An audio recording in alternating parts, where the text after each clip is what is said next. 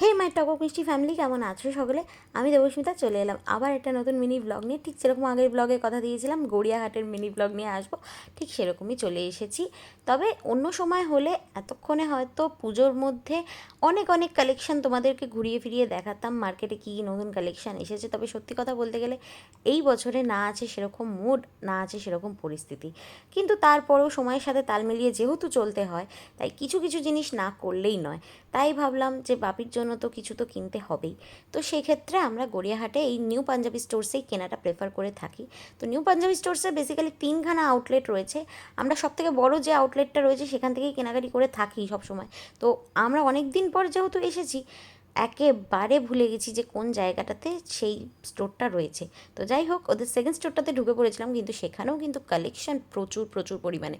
আমার মা বাপি তো পুরো কনফিউজই হয়ে গেছিলো, আমিও প্রায় কনফিউজ হয়ে গেছিলাম। কিন্তু তারপরে গিয়ে আমার আর আমার মায়ের একটা পাঞ্জাবিতে বেশ মত টিকলো, যে মনে হলো না এইটা আমার বাপিকে বেশ লাগবে। যথারীতি আমার বাবাও ঘাড় নেড়ে সম্মতি দিল, কারণ তার তো কেনার ইচ্ছা থাকে না, কখনোই তার কোনো কিছুই প্রয়োজন হয় না, ঠিক যেরকম বাবারা হয় আর কি, তাদের কোনো চাহিদা থাকে না। কিন্তু তারপরে তাদেরকে যখন যত্ন সহকারে কোনো কিছু কিনে দেওয়া হয়, তাদের এক্সপ্রেশনটাই কিন্তু আলাদা রকমের দেখবার হয়। এই দেখো, তার এক্সপ্রেশনটাই দেখো। তো যাই হোক, এটাই হচ্ছে মেন ফ্যাক্টর। তো এখানে তো কেনাকাটি হলো। আর এখানে একটা বড় ব্যাপার হচ্ছে গিয়ে, এখানে আমরা যখন কিনেছিলাম প্রথমবার 3,000 টাকার বিল করেছিলাম বলে একটা কার্ড দিয়েছিল, অ্যান্ড সেই কার্ডটা 2027 অবধি ভ্যালিড। আর সেই কার্ডটার জন্য 10% প্রত্যেকবার যে কোনো শপিংয়ের মধ্যে অফ পাই। যাই হোক, তো তোমরাও যদি চাও তোমরা কিন্তু ওখানে গিয়ে শপিং করতে পারো, বেশ রিজনেবলের মধ্যে কিন্তু ভালো ভালো জিনিস পেতে পারো। একটুখানি এগিয়ে এসে একটা জায়গায় দেখলাম বেশ শ্রাগস ঝুলছে। তো ফার্স্টে আমার দু একটা শ্রাগস পছন্দ হয়েছিল, তার মধ্যেই হোয়াইট শ্রাগসটা বেশ ভালো লাগলো। দামটাও মোটামুটি রিজনেবল, খুব একটা বেশি লাগলো না। আর ঘরে পরার জন্য এই জামাটা, যেটা আমি প্রেফার করে থাকি অল টাইম পরবার জন্য। আর এই নিত্য প্রয়োজনীয় জিনিসগুলো তো না কিনলেই নয়, সে পুজো হোক কি এমনি সময় হোক, কি শোক হোক কিংবা আনন্দ। যাই হোক, এই কাকুর কাছ থেকেই নিলাম আমার এই শ্রাগসটা আর জামাটা। মোটামুটি 600 টাকার মধ্যে দুটো হয়ে গেছে, দুটোই 250 টাকা করে, 300 টাকা করে পড়লো। বেশ রিজনেবল প্রাইস, তবে বার্গেনিং করতে ভুলো না কিন্তু। বাট একটা কথা মানতেই হবে, আমি অনেক দিন ধরেই এই শ্রাগসগুলো খুঁজছিলাম, ভালোভাবে কোনো জায়গাতেই ভালো পাচ্ছিলাম না। তো এই কাকুর কাছে বেশ অনেক রকম কালেকশন দেখে একটা না নিয়ে পারলাম না। আবার অবশ্য নাম্বারও নিয়ে চলে এসেছি, বলেছে পুজোর পরে আরও কালেকশন এনে দেবে। তখন যদি যাই তোমাদেরকে ডিটেলসে ভিডিও দেখাবো। তো এখানে আমার মাও একটুখানি বিজি হয়ে গেছিলো তার নাইট ওয়্যার দেখবার জন্য, কিন্তু তার পছন্দ হলো না বলে স্কিপ করে চলে এলাম।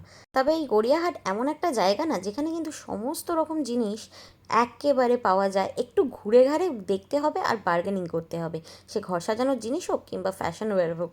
যাই হোক, এইখানে আমরা একটুখানি টি ব্রেক নিতে দাঁড়িয়ে গেছি।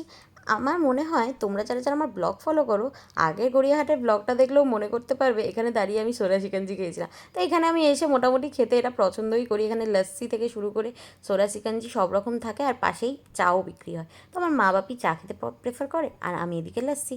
তবে যাই বলো, এই বছর পুজোতে জানি না তোমরা কতটা কি ফিল করছো। একে তো পুজোর ভাইব পাচ্ছিই না, আর দ্বিতীয়ত এই মার্কেটেও কিন্তু খুব একটা ভিড় নেই। একবার দেখোই না, ভিডিওতে দেখে ভিড়টা বুঝতে পারছো। কে বলবে পুজোর আর এই কটা দিন বাকি। দেখো, বলতে বলতে বৃষ্টি এসে গেছে, তাই আমার বাবা বললো আর কোনো সময় নষ্ট নয়, ডিরেক্ট এবার বাড়ির দিকে রওনা দিতে হবে। ক্যাব দেখছিলাম তাড়াহুড়ো করে, তবে দেখলাম ক্যাবও বেশি টাকা দিয়েও আসছে না, এতটাই রাস্তায় যানজট ছড়িয়ে আছে। তো তাই ভাবলাম safest way train and metro, টুক করে বাড়ি পৌঁছে যাব। তাই অটো করে বালিগঞ্জ, আর বালিগঞ্জ থেকে ট্রেন নিয়ে মেট্রো করে শিয়ালদা থেকে বাড়ি। তো সেইভাবেই আর কি পথ চলতে শুরু করলাম।